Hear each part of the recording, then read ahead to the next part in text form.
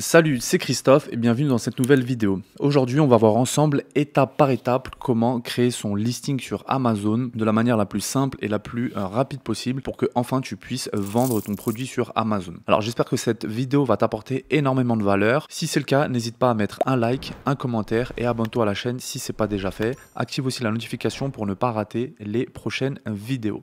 Allez, maintenant, en rendez-vous derrière mon écran, on va voir étape par étape comment créer ton listing sur Amazon pour enfin vendre ton produit. Allez, c'est parti. Donc la première étape, c'est que te rendre sur ton seller central et ici en haut à gauche, tu vas aller tout simplement dans catalogue, ajouter des produits. Alors ici, tu vas avoir plusieurs manières pour créer ton listing et du coup, rajouter ton produit. Soit par mots-clés, soit par image, identifiant de produit, formulaire ou un modèle de chargement groupé.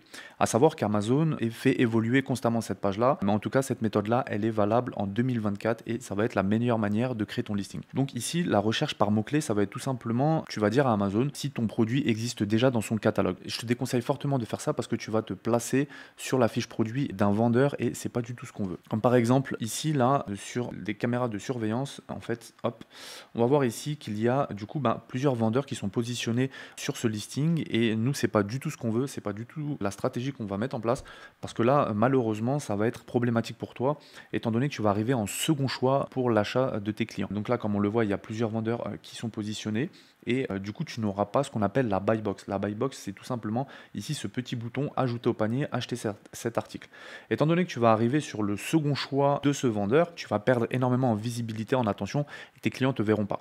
En plus de ça, ça va être compliqué parce que derrière ça va être la guerre des prix. Forcément le client quand il va arriver sur cette page là, eh bien, il va acheter tout simplement le produit le moins cher. Donc je te déconseille fortement de faire ça. Donc nous en fait ce qu'on va faire c'est qu'on va directement passer par image de produit. Alors si tu n'as pas une image pour ton produit au moment où tu crées ton listing, c'est pas grave, tu pourras la changer plus tard. Moi, je vais prendre un exemple d'image sur des couteaux de cuisine japonaises.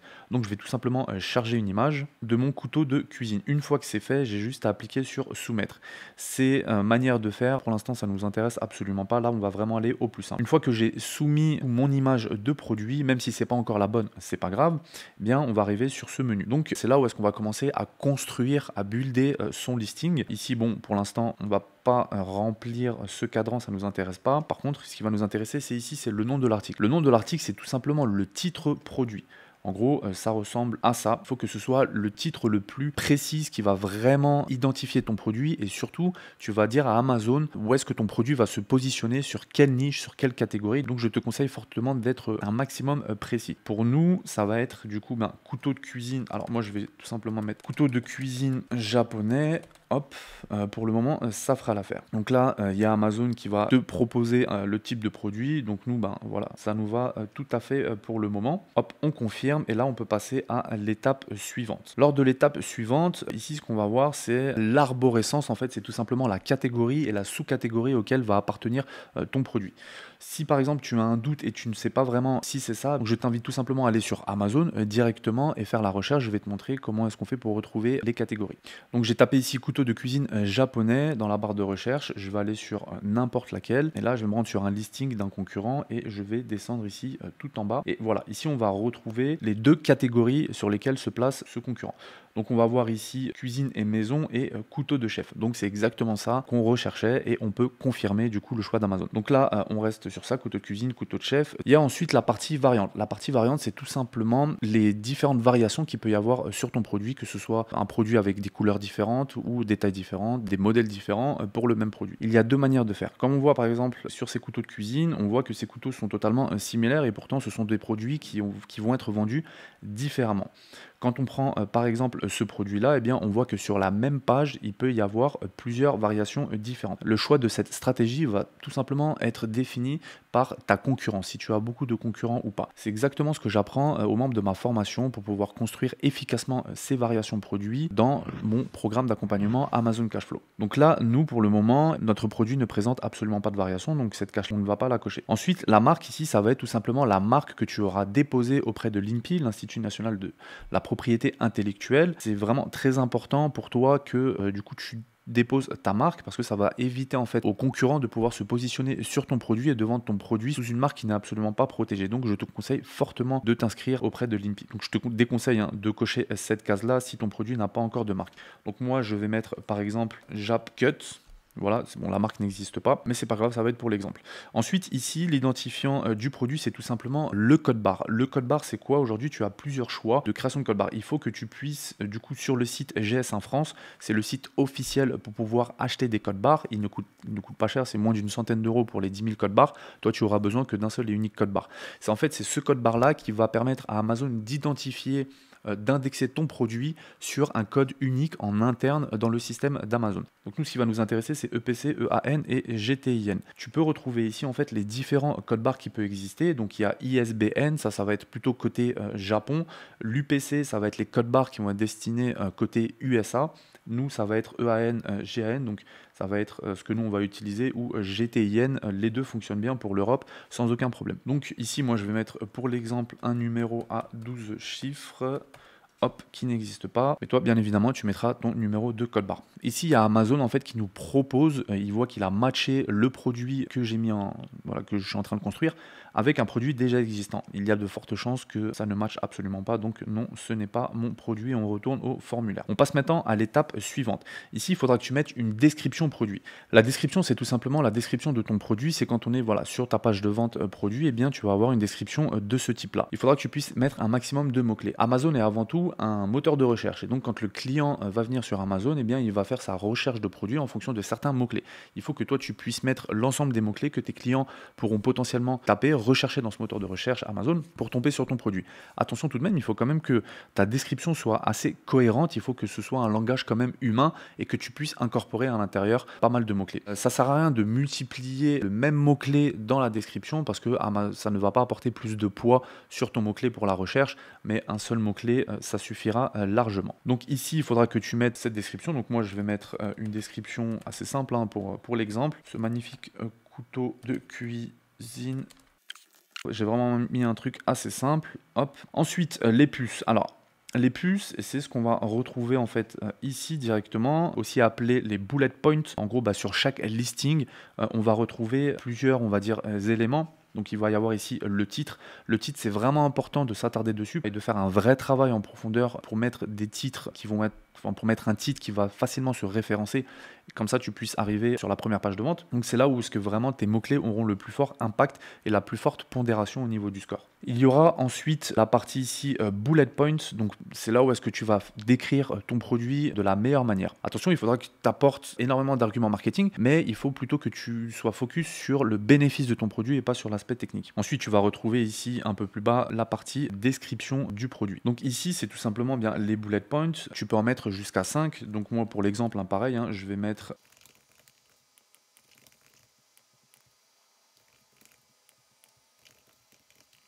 donc voilà, ici j'en ai mis 4 pour l'exemple et ça va largement suffire. Mais bien sûr, toi, il faudra que tu mettes des bullet points beaucoup plus précises, comme j'ai dit juste avant. Ensuite, ici, il va y avoir la partie image. Alors, il faut savoir qu'on peut télécharger jusqu'à 9 images.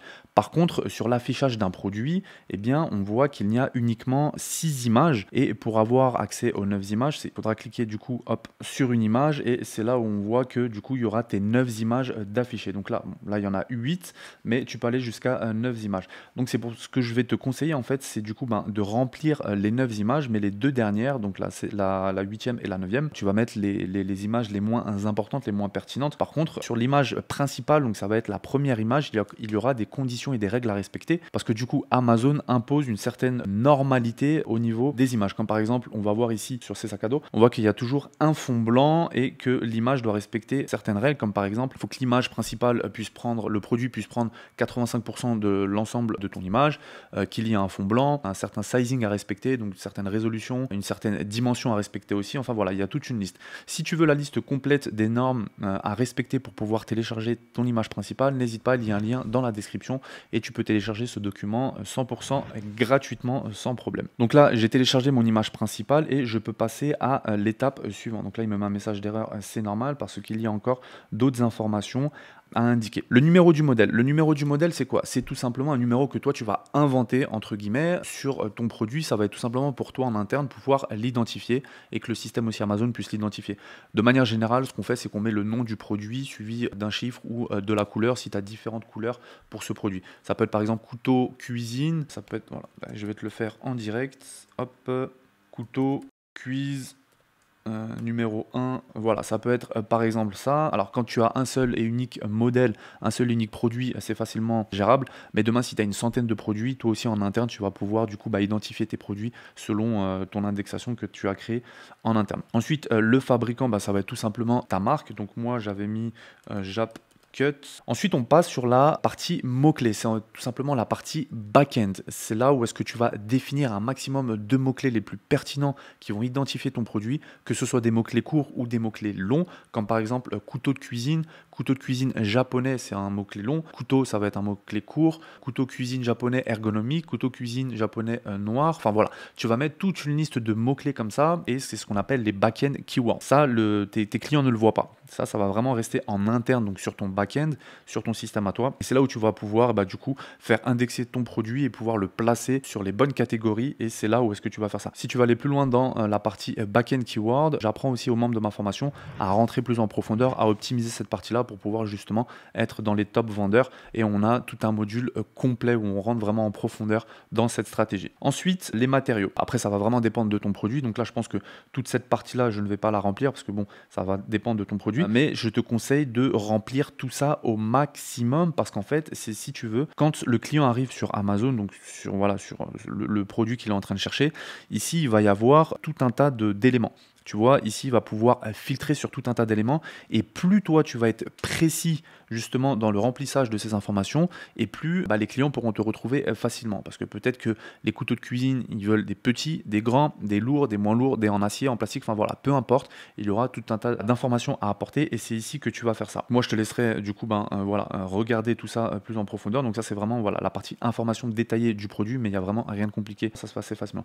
Ensuite, au niveau de l'offre, la partie offre va nous intéresser. Bon, UGC de contribution, ça on s'en fout un peu. Quantité, on va le laisser à 0, tu vas comprendre juste après pourquoi. Temps de traitement, ça on s'en fout. Les dates de remise, etc., on s'en fout un peu. Ici, ce qui va nous intéresser, ça va être donc ton prix de vente. Donc moi, par exemple, je vais le mettre à 30 €. Hop, les conversions de devises, ça on l'utilise pas. Date de publication de l'offre non plus. Alors ici, par contre, ça va être important. Il faut du coup vendre des produits neufs. On ne vend absolument pas de produits reconditionnés ou des produits d'occasion. Nous, voilà, on fait faire nos produits chez nos fournisseurs et ils sont neufs.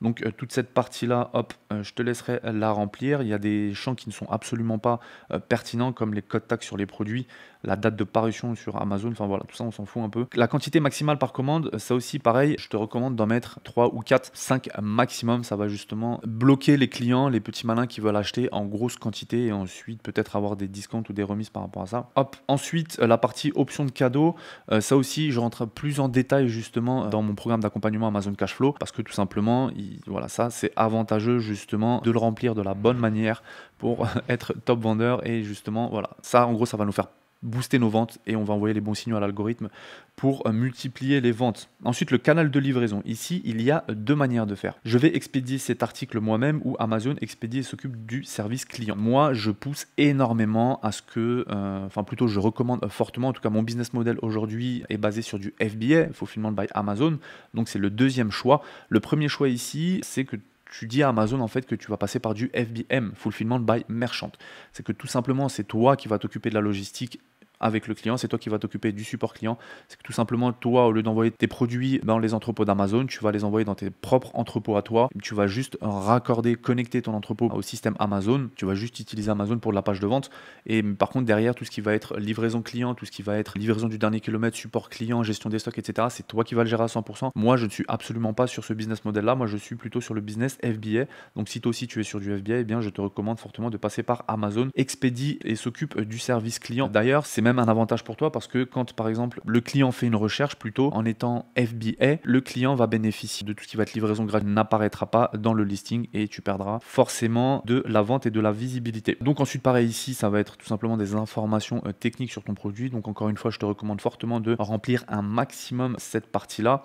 Donc que ce soit voilà au niveau de l'emballage, des longueurs, tout ce qui est sizing, dimension, etc. Donc les poids et tout. Donc ça, je te le recommande fortement. Ensuite ici là, ça va être tout simplement la partie marketplace où est-ce que tu veux activer ton produit, où est-ce que tu veux le vendre. Mais là, pour l'instant, ça ne nous intéresse pas. Dis-moi en commentaire si tu veux que je fasse une vidéo complète là-dessus. Ensuite, passons sur la partie sécurité et conformité. Là aussi, pareil, il faudra que tu la remplisses. C'est pas compliqué, c'est pas du tout compliqué. Donc, typiquement, pays, région d'origine, bon, il y a de fortes chances que ça vienne de la Chine. Est-ce qu'il y a des piles, du coup, si c'est un produit tout simplement électrique avec des piles, enfin voilà, tu as besoin d'apporter ce genre d'informations. Pareil, donc les réglementations en matière de marchandises dangereuses. Dans 99% des cas, on ne lance pas un premier produit avec des matières dangereuses. C'est compliquer énormément le process, donc dans un premier temps non. Donc voilà, après je te laisserai remplir aussi toute cette partie là. C'est plus ou moins l'ensemble des informations qu'il faudra remplir sur ton listing. Bon, il y a beaucoup d'informations que tu pourras remplir plus tard, voilà, tu peux déjà commencer à créer ton listing dans un premier temps. Si tes produits sont en cours de création chez ton fournisseur en Chine ou si ton produit est en cours d'acheminement chez Amazon, moi ce que je te conseille en tout cas c'est de créer le plus rapidement possible ton listing sur Amazon, même si tu n'as pas encore tous les éléments, mais au moins voilà, qu'il soit actif. Pendant qu'il est actif, ne t'inquiète pas, tu ne feras pas de vente. Si tu ne veux pas faire de vente, augmente ton prix au maximum, comme ça voilà, les clients quand ils tomberont dessus, eh bien, ils n'achèteront tout simplement pas de ton produit, étant donné qu'il n'est pas encore dans les entrepôts d'Amazon. Comme je te disais, je te conseille de le faire le plus rapidement possible, parce que quand tes produits arriveront dans les entrepôts d'Amazon, il faut que ton listing soit déjà prêt pour que tu puisses commencer à vendre dès le premier jour. Donc voilà, je vais terminer cette vidéo sur ça. J'espère qu'elle t'apportera énormément de valeur et que tu as compris le process. Il n'est absolument pas du tout compliqué. Maintenant, si tu veux aller beaucoup plus loin dans le process ou si tu nécessites un accompagnement pour construire ton business Amazon, eh bien n'hésite pas. Il y a un lien dans la description. Réserve un appel avec un membre de mon équipe ou avec moi-même. On se fera un plaisir de t'apporter tous les éléments que tu veux. Si maintenant tu ne veux pas forcément d'accompagnement dans l'immédiat, il n'y a aucun problème. J'ai développé une mini formation gratuite, 100% gratuite, où je vais t'expliquer étape par étape comment construire ton shop, comment faire la partie marketing, ton lancement, etc. N'hésite pas, il y a aussi le lien dans la description et c'est encore une fois 100% gratuit. En tout cas, si tu choisis l'accompagnement, sache qu'aujourd'hui on a une très grosse communauté dans le Discord privé, dans la masterclass. On est aujourd'hui plus de 650 entrepreneurs Amazon, des personnes qui sont vraiment très avancées et des débutants, et on s'entraide au quotidien justement à trouver des solutions au challenge et à accompagner les débutants pour justement qu'ils puissent construire leur shop Amazon et enfin développer leur business model Amazon FBA et enfin commencer à vendre. En tout cas, j'espère que cette vidéo t'a énormément plu. Si c'est le cas, lâche des énormes pouces vers le haut, un petit commentaire, abonne-toi à la chaîne si c'est pas déjà fait et active la notification pour les prochaines vidéos. Allez, je te dis à bientôt dans le Discord, en appel ou tout simplement sur une prochaine vidéo. Allez, ciao.